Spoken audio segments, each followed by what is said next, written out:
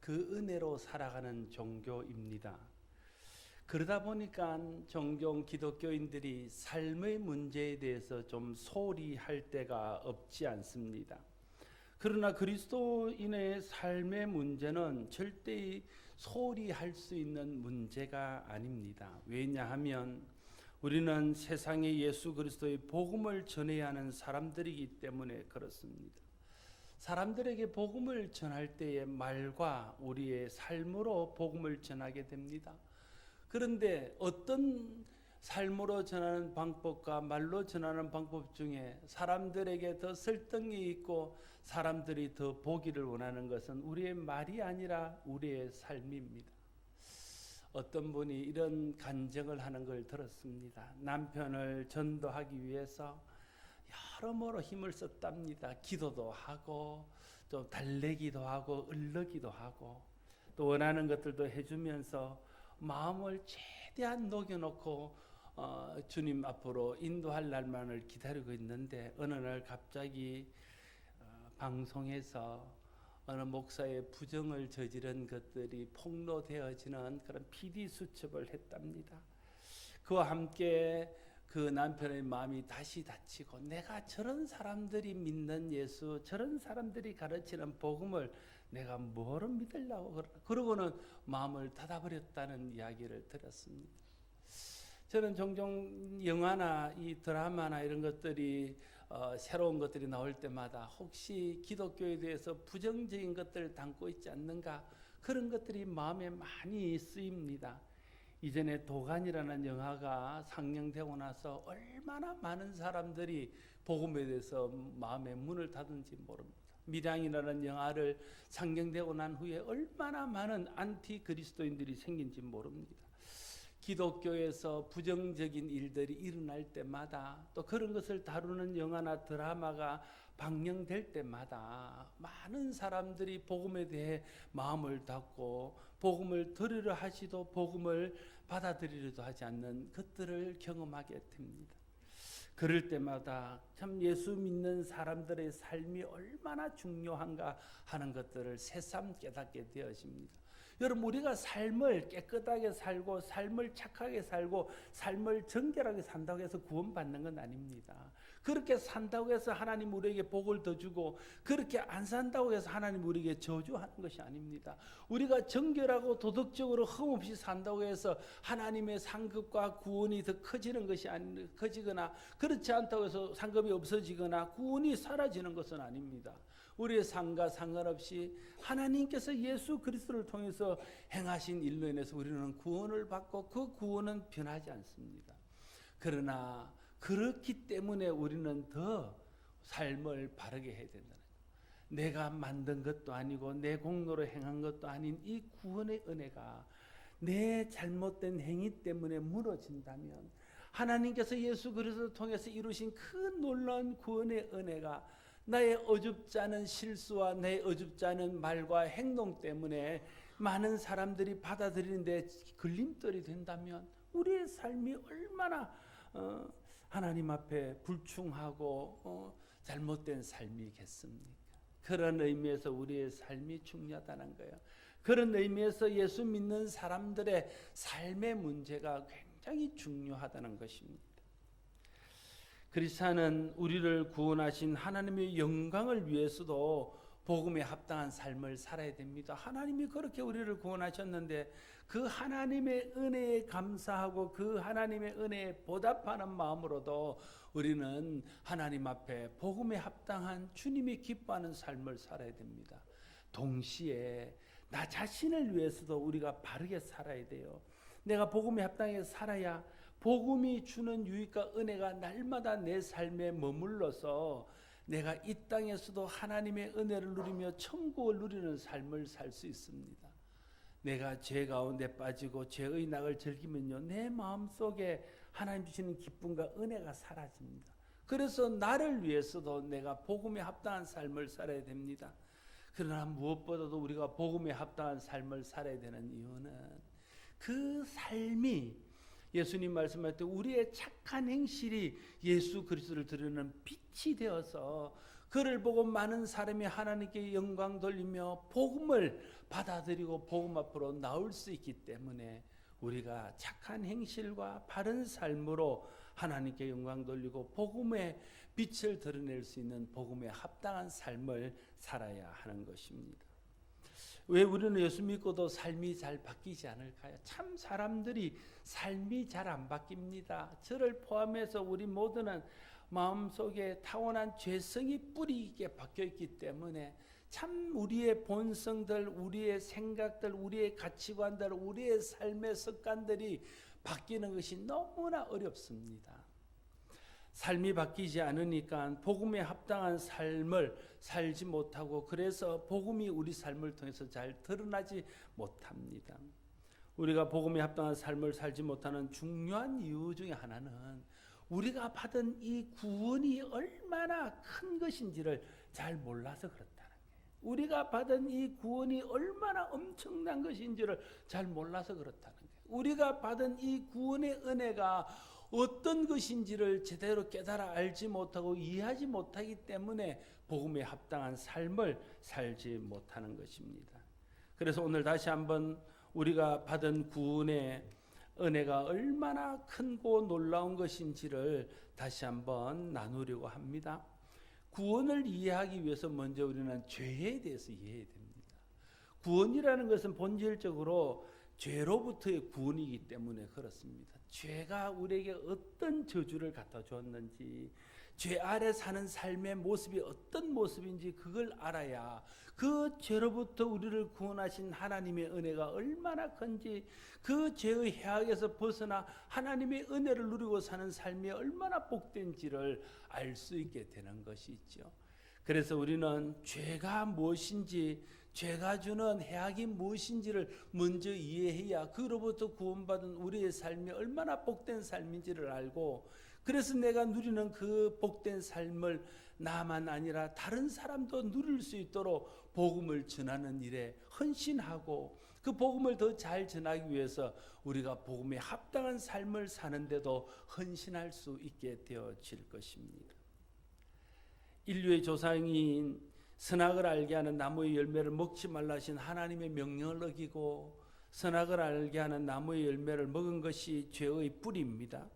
그런데 죄는 하나님의 법을 어긴 것입니다. 죄는 하나님의 말씀에 불순종한 것입니다. 그렇게 1차적으로 죄는 하나님과 관계에 있습니다. 여러분, 우리가 짓는 모든 죄는요, 잘 생각해 보면 다 하나님과 관계가 있습니다. 내가 사람에 대해서나 자기 자신에 대해서나 또 다른 일에 대해서 죄를 지었다 할지라도 그 죄는 본질적으로는 하나님에 대해서 다 짓는 것입니다. 예를 들면 내가 남편에 대해서 함부로 합니다. 그러면 남편에게 함부로 한 것이 또 죄가 되지만 하나님께서 남편에게 순종하고 남편을 존중하라는 하나님의 법과 말씀을 어긴 죄가 되는 것입니다. 아내를 함부로 하는 것은 아내를 함부로 한 것에 대한 죄도 되지만 아내를 자기 몸같이 귀하게 여기고 아끼라 하신 주님의 말씀을 불순종한 죄가 되는 것입니다. 교회를 함부로 대한 것은 교회를 귀하게 얘기하신 하나님의 말씀을 불순종한 것입니다. 이웃에게 거짓말하거나 이웃의 것을 도둑질하거나 해야 한 것은 그들에게도 해를 입혔지만 이웃을 사랑하신 하나님의 말씀을 거역하고 하나님 말씀을 불순종한 것입니다. 그래서 모든 죄는 결국에는 하나님의 말씀의 불순종이 그 속에 포함되어져 있다는 거예요. 그래서 죄를 지으면 하나님으로부터 징계를 받습니다. 죄를 지으면 하나님의 법에 의해서 심판을 받고 하나님의 법에 의해서 징벌을 받게 되어지는 것입니다. 사람들이 죄를 지어서 하나님으로부터 받은 징벌이 무엇입니까? 먼저는 우리가 창세기 2장 17절에 보면 선악을 알게 하는 나무의 열매는 먹지 말라 네가 먹는 날에는 반드시 죽으리라 하시니라 말씀하신 법에 따라서 먹는 사람은 죽음이라는 형벌을 받게 되어집니다. 그래서 이걸 제가 조금 나누어서 설명을 좀 하려고 그러면 첫 번째는 우리가 죄를 지음으로 하나님 앞에 받게 되는 것은 법적으로 받는 형벌이 있고 또 신분적으로 받는 형벌이 있고 관계적으로 받는 형벌이 있고 인격적으로 받는 형벌이 있습니다. 뭐 큰 덩어리 속에는 하나지만 좀 굳이 나누어서 말하자면 그렇게 말할 수 있어요. 첫째는 법적으로만 받는 형벌이 있습니다. 그것은 죽음입니다. 창세기 6장, 로마서 6장 23절에 죄의 삭은 사망이요 하나님의 은사는 그리스도 예수 우리 주 안에 있는 영생이니라 말씀하고 있습니다. 하나님께서 죄를 범하면 죽는다고 말씀하셨습니다. 죄의 삭은 사망이고 죄를 지은 데 대한 형벌은 죽음이라고 주님이 말씀하셨습니다. 그래서 죄는 우리에게 죽음을 가져옵니다. 이 죽음이라는 것이 단지 육체적인 죽음만을 의미하지 않습니다. 육체적인 죽음을 포함한 영원한 영적인 죽음이 그 속에 포함되어 있습니다. 뿐만 아니라 이 땅에서 사람을 죽음에 이르게 하는 모든 죽음의 현상들, 그것들도 다 그게 포함됩니다. 질병들, 가난들, 외로움, 괴로움, 우리 이 땅에서 당하는 모든 힘든 일들이 다 그 죽음의 현상 속에 포함되어 있습니다. 그래서 죄의 싹이 사망이라 할 때 그 사망은 이 땅에서 죄로 인하여 겪는 모든 불행과 저주, 그리고 이 땅에서 마지막에 겪게 되는 육체적인 죽음, 그 육체적인 죽음 위에 영원한 죽음까지가 다 포함되는 것. 그것이 법적으로 우리가 죽었다 하는 말의 의미입니다. 그래서 우리는 죄인으로서 이 땅에서도 죄로 인한 해를 당하다가 결국은 죽어서 영원한 죽음 가운데 빠지게 되어지는 것입니다. 다시 말하면 우리는 죄로 인해서 법적으로 죄인이 되고 죄인으로 선고받아서 때가 되면 그 죄에 대한 형벌이 집행되어져서 죽음을 당하고 그 죽음으로 인해서 지옥에 가게 된다는 것이 죄를 범하여 우리가 받게 되는 첫 번째 법적인 형벌입니다. 그게 우리가 죄 때문에 받는 거죠. 그래서 모든 사람은 다 죽습니다. 그래서 그것이 형벌입니다. 두 번째, 신분적으로 죄를 범함으로 우리의 신분의 변화가 왔습니다. 하나님이 우리를 하나님의 형상으로 만들었습니다. 그 말은 하나님의 것으로, 하나님의 속한 자로, 하나님의 소유로 만들었다는 거예요. 그런데 우리가 죄를 범함으로 하나님의 것에서 죄의 종으로 바뀌게 되었다. 신분적으로 우리가 죄의 종이 되었습니다. 마귀에 속한 자가 되었다는 거예요. 요한복음 8장 34절에 보면 예수께서 대답하시되 진실로 진실로 너희에게 이르노니 죄를 범하는 자마다 죄의 종이라 이렇게 말하고 있습니다.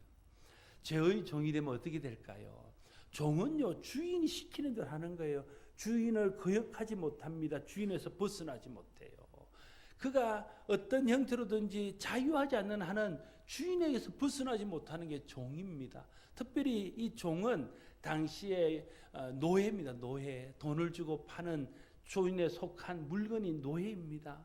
죄의 노예가 되었다는 것은 죄가 이끄는 대로 살 수밖에 없다는 것. 내 의지와 상관없이 나는 죄를 짓고 싶지 않는데 죄가 나를 죄짓게 한다는 거예요. 나는 죄에서 벗어나고 싶은데 벗어나지 못하도록 죄가 나를 누른다는 거예요. 내 마음속에 의를 행하고자 하는 소원은 있지만 죄가 그 소원을 눌려서 그 소원을 이루지 못하도록 한다는 거예요. 그래서 죄에 평생 끌려다니면서 죄짓다가 죄의 저주를 받아 죽음을 당하고 지옥 가게 되는 거예요. 그게 죄의 종으로 산다는 말의 의미입니다. 우리가 죄를 지으면요, 신분적으로 죄의 종이 돼요. 그래서 죄에 끌려다니는 거예요. 죄의 속박 아래 있는 것입니다. 마귀에 속한 자로서 사는 것입니다. 그래서 마귀가 멸망받을 때 함께 멸망을 받게 되는 것입니다. 세 번째로 죄를 범하게 되면요, 관계에 문제가 생깁니다. 처음 사람이 하나님 형상으로 지음받을 때는요, 하나님과 우리가 서로 통했어요.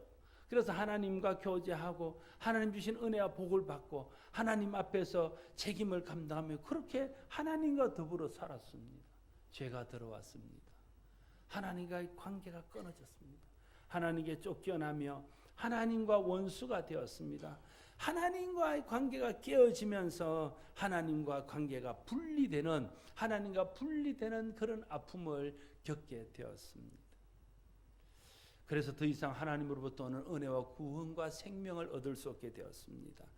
하나님으로부터 오는 복을 누릴 수 없게 되었습니다. 하나님을 찾아 하나님께 위로받고 하나님을 찾아 기도하며 하나님으로부터 응답받는 것들이 불가능하게 되었다는 거예요. 그게 죄가 우리에게 가져준 하나님과의 관계의 문제입니다. 어떻게 보면 가장 큰 죄의 저주 중에 하나는 하나님과 우리가 분리됐다는 거예요. 그래서 여러분, 예수 알지 못하는 사람들은요, 하나님 없이 사는 것이 아무렇지 않습니다. 당연합니다. 하나님 없이 사는 것이 문제라고 여기지지가 않아요. 하나님이 나를 만드는 것들도 알지 못하고 인정하지 않고, 복이 하나님으로부터 온다는 것도 알지 못하고 인정하지 못하고, 하나님이 내 생명의 주관자인 것도 알지 못하고 그렇게 사는 거예요. 그래서 하나님 없이 하나님과 분리된 채 하나님과 원수와 같이 등진 채 살다가 결국은 하나님에게 버림받고 하나님이 없는 지옥으로 가게 되는 것입니다. 그게 우리가 죄로 인하여 관계에서 받는 그런 저주입니다. 그리고 또 하나, 하나님의 죄를 범함으로 우리가 인격적으로 우리 속에 있던 하나님의 형성이 파괴되어 버렸어요. 그래서 우리의 이성, 우리의 감성, 우리의 지성이 다 파괴되어져서 내가 정말 하나님 기뻐하는 삶을 살고 싶어도 그렇게 사라지지 않고, 나는 죄 짓는 데 빠르고 남을 험담하는 데 내 마음이 쏠리고, 그런 인격적으로 하나님을 기쁘시게 할 수 없는 그런 몸이 되고 말았다 하는 것입니다. 하나님께서 이런 죄의 저주 속에 있는 우리를 구원하시기 위해서 예수 그리스도를 보냈다. 죄가 단순히 그냥 피상적으로 뭐 누구에게 좀 잘못하는 것, 내가 좀 실수하는 이런 것 정도의 차원이 아니에요. 죄는 이렇게 우리를 법적으로, 신분적으로, 관계적으로, 인격적으로 완전히 소망 없는 자로, 완전히 망한 자로 한 것이 죄라는 거예요. 그걸 알아야 되는데 우리는 죄를 그냥 단순히 내가 뭘 좀 잘못하고 실수하는 것, 그런 것 정도로 생각하니까 구원이 얼마나 큰 은혜인지, 구원받은 것이 얼마나 큰 복인지를 우리가 잘 이해를 못한다는 거예요. 그래서 이런 죄에서 우리를 구원하셨습니다. 구원은 죄에서의 구원입니다. 죄의 모든 저주로부터의 구원입니다. 죄가 모든 불행과 저주의 원인입니다. 그래서 죄에서 구원받았다는 것은 죄로 인한 이 모든 저주와 불행에서부터 구원받았다는 것을 말합니다. 그래서 우리가 구원받은 사람은요, 이제 하나님 앞에서 법적으로 죄인에서 의인으로 바뀌게 되는 것입니다. 죄인은 죄인이라고 법정에서 판결을 받은 사람, 사형 판결을 받은 것과 똑같은 겁니다. 그런데 예수 그리스도께서 우리 죄값을 대신함으로 이제 그리스도 안에 있는 자는 의인이라 칭함을 받고 의인으로 인정을 받고, 그러면 이제 죄의 형벌에서부터 해방되는 겁니다. 더 이상 죄로 인한 저주를 받지 않는 겁니다. 죄로 인해서 법적으로 우리가 받아야 될 죽음에서 우리가 자유하게 되는 것입니다. 그게 우리가 의롭게 되었다는 말입니다. 그래서 법적으로 이제 우리는 죄인이 아니라 의인이 되었습니다. 죄의 형벌을 받는 자가 아니라 의인이 받는 영원한 생명과 복을 받는 자로 바뀐, 그게 구원입니다. 그래서 이제는 완전히 법적으로 우리는 다른 사이에서 사는 사람이 되었다는 거예요. 그래서 로마서 8장 1절 2절은 그러므로 이제 그리스도 예수 안에 있는 자에게는 결코 정죄함이 없나니 이는 그리스도 예수 안에 있는 생명의 성령의 법이 죄와 사망의 법에서 너희를 해방하였음이라 말씀하고 있습니다. 구원은 신분적으로도 우리가 죄의 종으로 있던 자들을 의의 종이 되게 했다는 거예요. 그렇게 죄가 이끄는 대로 죄를 거스르지 못하고 죄를 따라 살다가 죄가 주는 저주 속에 빠져버릴 수밖에 없던 그런 죄의 종이던 우리가 예수 그리스도를 통해서 우리에게 주신 하나님의 의에 속한 자가 되어서 의를 따라 살다가 의인에게 베푸시는 구원과 은혜와 상을 받는 자가 되었다는 거예요. 그래서 내가 예수 믿고 성령 안에서 내가 의인의 삶을 살게 되어지면 그 의인의 복을 이 땅에서와 영원토록 누릴 수 있는 자가 되었다 하는 것입니다. 심판대 앞에 섰을 때에도 누구도 우리를 이제 죄인으로 정죄하지 못합니다. 우리의 신분이 예수 안에서 의인으로 바뀌었기 때문에 그렇습니다. 그래서 로마서 6장 17절 18절은 이렇게 말합니다.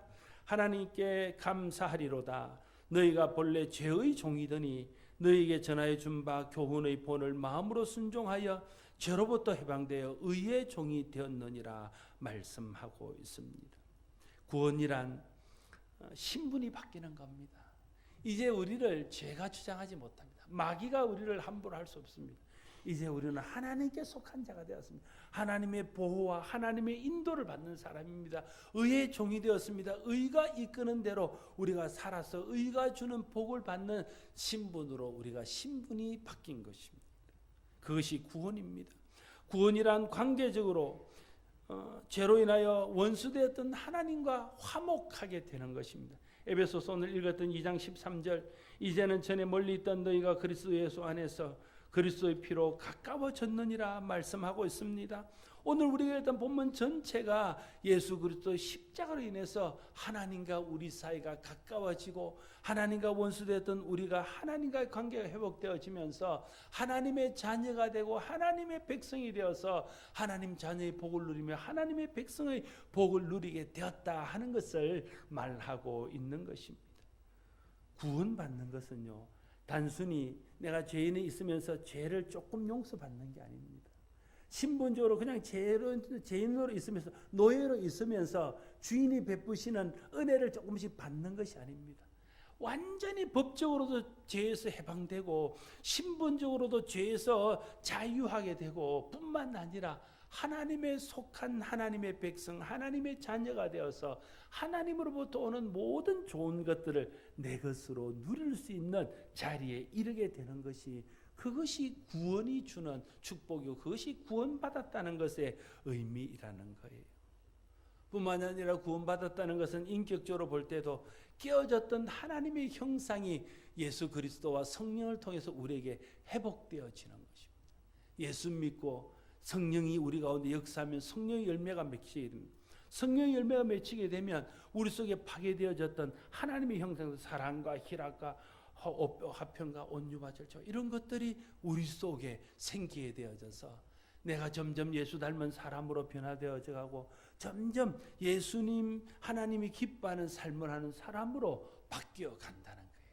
그것이 내가 인격적으로 예수님 안에서 구원받은 자가 경험하게 되는 축복이라는 것입니다.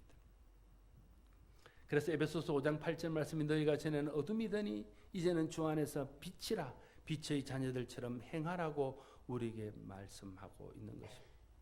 구원받았다는 것은 단순히 그냥 내가 죽으면 천국까지 요 정도 문제, 물론 그것이 가장 큰 것이지만 그러나 그보다 더 큰 법적이고 신분적이고 인격적이고 관계적인 모든 면에서 저주에서 벗어나 축복으로 사단에게 죄에 매여 살던 사람이 하나님의 은혜와 하나님의 의에 매여 사는 사람으로 완전히 바뀐, 완전히 새로워진 것을 이름하여 우리는 구원받았다, 이렇게 말하는 것입니다. 그래서 구원은 이 세상에서와 영원토록 하나님과 더불어 하나님 주신 은혜와 복을 누리는 삶으로 우리가 나아간 것을 의미하게 되어지는 겁니다.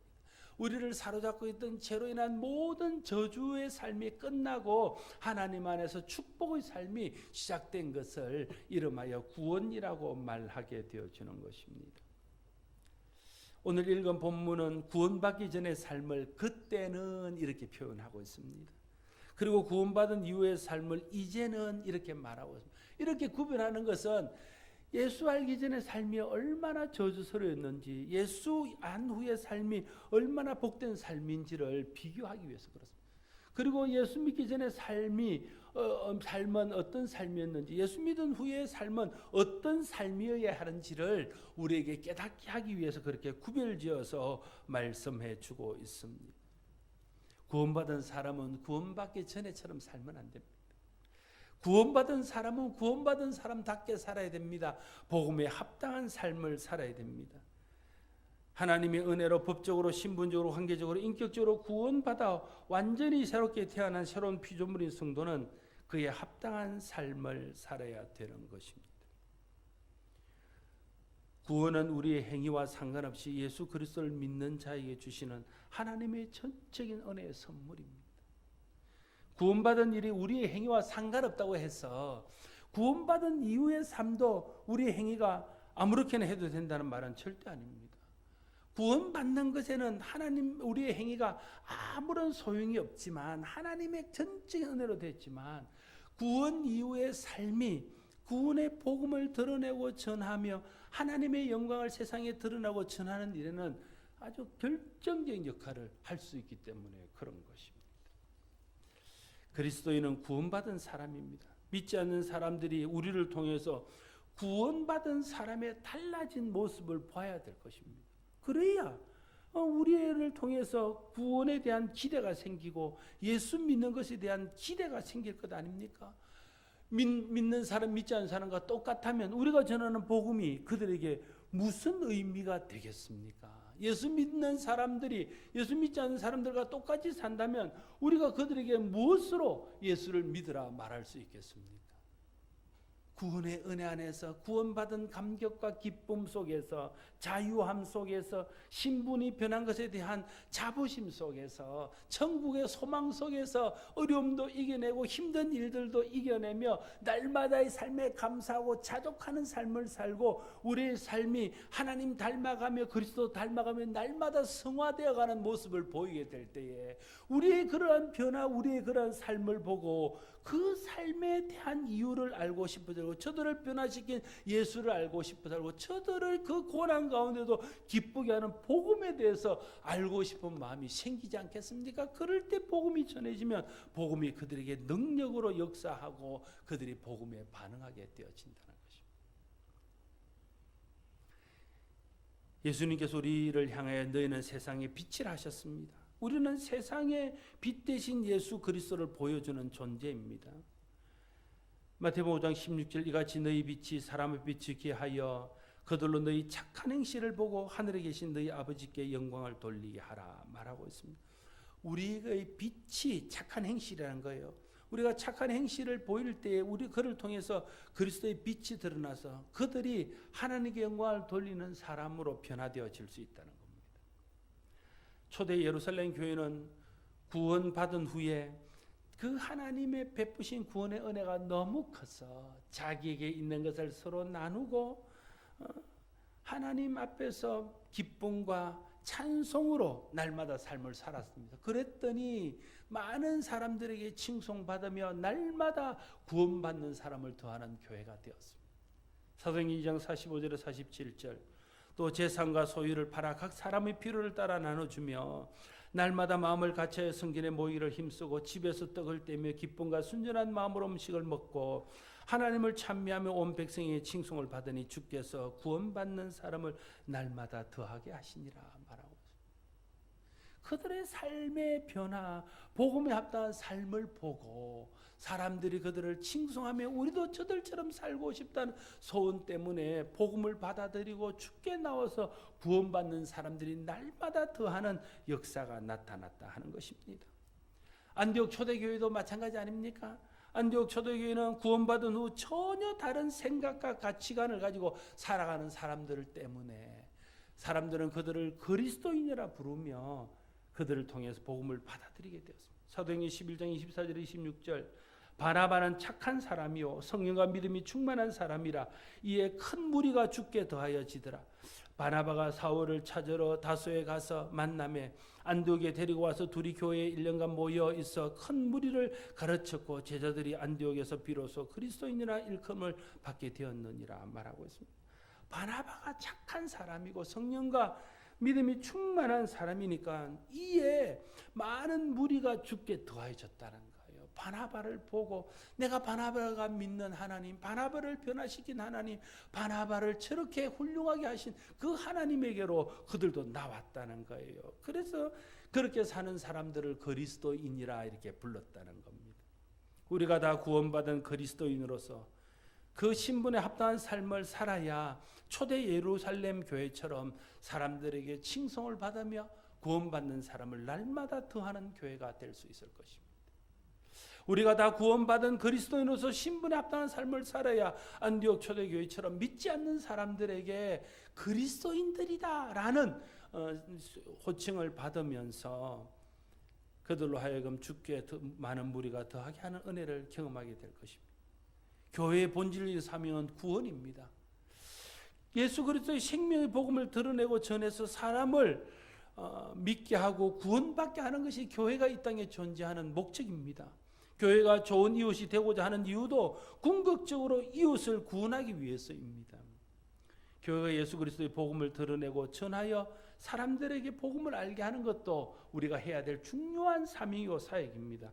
그와 함께 우리가 전하는 복음이 사람들에게 더 받아들여지도록, 사람들이 귀가 열리도록, 사람들이 마음이 열려도록 우리가 구원에 합당한 삶을 살고 예수 닮은 사람으로 변화되어져서 구원받은 사람은 이렇게 산다, 구원받은 사람의 삶은 이런 모습이다, 구원받은 사람의 삶의 기쁨은 이런 것이다, 구원의 감격이란 이런 것이다, 이런 것들을 그들에게 보여줘야 한다는 거예요. 그래야 우리가 전하는 복음이 우리가 행하는 삶과 일치가 되어져서 우리가 전하는 복음을 진실한 복음으로 그들이 받아들인다는 거예요.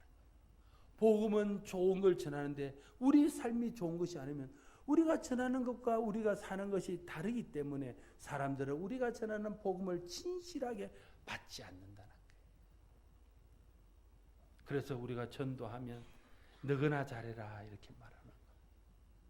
예수 믿어라 그러면 심보부터 고치라 이렇게 말하는 겁니다. 그것이 복음을 가로막는 걸림돌임을 우리가 알아야 됩니다. 내가 변한다고 해서 내 구원이 달라지진 않습니다. 구원은 이미 확정되었습니다. 그러나 내가 달라지면요, 교회를 통해서 이루고자 하는 하나님의 복음의 역사가 더 힘을 얻을 것입니다. 내가 달라지면요, 내 이웃에 있는 사람들이 복음에 대해서 조금이라도 마음의 문이 열릴 것입니다. 복음을 전할 수 있는 기회를 얻게 되어질 것입니다. 그래서 우리는 그리스도인의 합당한 복음에 합당한 삶을 살아야 하는 것입니다. 우리 모두가 주님이 우리에게 베푸신 그 놀라운 구원의 은혜를 안다면 그 은혜를 나만 누리고 있을 수 없는 것 아닙니까? 우리 복음을 알지 못하는 가족에게, 우리 이웃에게, 열방에게 이것을 나누어야 하지 않겠습니까? 그들도 구원받아야 될 잃어버린 한 마리 양이기 때문에 그렇습니다. 주님은 우리가 그들에게 복음을 전해서 그들도 구원받는 자리로 나아가기를 원합니다. 그러기 위해서 우리가 복음을 전해야 하고 우리가 전하는 복음이 진실하고 능력 있게 그들에게 전해지기 위해서 우리의 삶이 주님 닮은 삶으로 변화되어야 됩니다. 우리의 삶이 그렇게 그리스도 안에서 변화받고 복음에 합당한 삶을 살아서 우리가 경험한 예수 그리스도의 그 구원의 은혜가 다른 사람에게도 전해져서 그를 통해서 더 많은 사람이 예수 그리스도를 알고 그 빛을 보고 주께 나와 구원받는 역사가 우리를 통해 일어날 수 있기를 바랍니다. 기도하겠습니다. 아버지 하나님, 은혜를 감사합니다. 우리는 죄인이었습니다. 죄에 매여 살던 자들이었습니다. 하나님과 원수된 자들이었습니다. 하나님의 형상이 훼손된 채 살아가던 자들이었습니다. 소망도 없던 자들이었습니다. 구원이 없던 자들이었습니다. 하나님 없던 자들이었습니다. 그런 우리를 구원하시기 위해서 예수 그리스도를 보내주시고 그리스도를 통해서 우리 죄값을 대신 치르게 하심으로 이제 그리스도 안에서 우리가 구원받은 죄인에서 의인이 되며 신분적으로 하나님께 속한 자가 되며 내가 하나님을 닮아가는 하나님의 인격을 닮는 자가 되게 하시니 감사합니다. 아버지 하나님, 우리가 받은 이 구원의 은혜를 더 많은 사람들에게 전하기를 주님이 원하시고 모든 사람이 이 구원의 은혜를 함께 누려야 될 텐데 우리가 더 열심히 복음을 전할 수 있도록 도와주시고 우리의 복음이 더 효과적으로 능력 있게 전해질 수 있도록 우리의 삶이 예수 그리스도를 드러내는 빛이 되고 우리의 착한 행실을 통해서 하나님께 영광 돌릴 수 있는 우리가 되게 하여 주시옵소서. 예수님 이름으로 기도드리옵나이다. 아멘.